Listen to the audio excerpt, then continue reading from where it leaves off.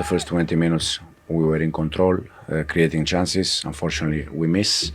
And then after the goal, for 20-25 minutes, I think we were not good enough first half. And then second half, we come back in the game. The commitment levels from the group of players against the team who are fighting to get in the Champions League fresh with their best 11, with the challenges we have coming into this game. I think the spirit that we showed from, Julio to the player who's been here the longest was outstanding. It sums up the group.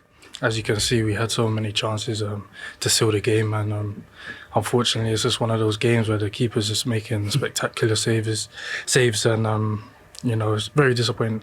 Right then, Alex, which one was your favourite? Yeah, I think Sancho's second goal, to be fair. It's what I'm here to do. Do you know what I mean? Try and make yourself big as possible. And yeah, luckily I was there to make a save.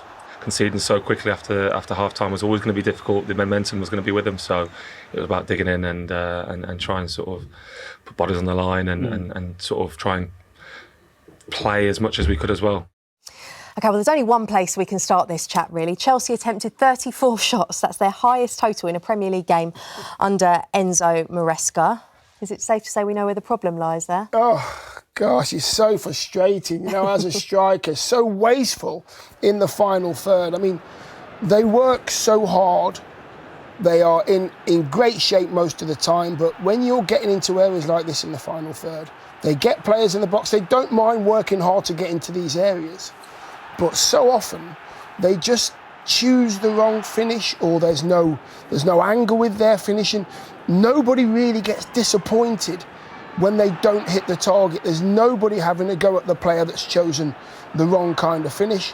And being wasteful in front of goal is not going to get you in those Champions League spots. It's not going to get you winning trophies again. Take the shot on, whether you're right-footed or left-footed. That's a first-time finish. That's a first-time finish. And they refuse both of them. And before you know it, the chance is gone. I speak about commitment and energy and the willingness to get forward. Look at those blue shirts. But just, that's all you have to do. It's a simple ball.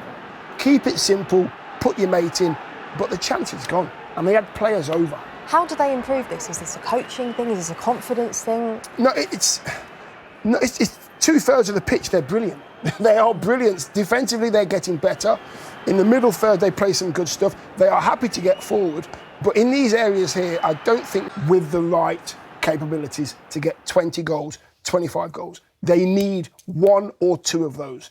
In a league season where the title is wrapped up pretty much, relegation's pretty much wrapped up as well. One thing we do have to look forward to is a battle for the Champions League places. Look how tight it is. But Chelsea failed to take advantage today against a team that they would be expected to pick up 3 points against.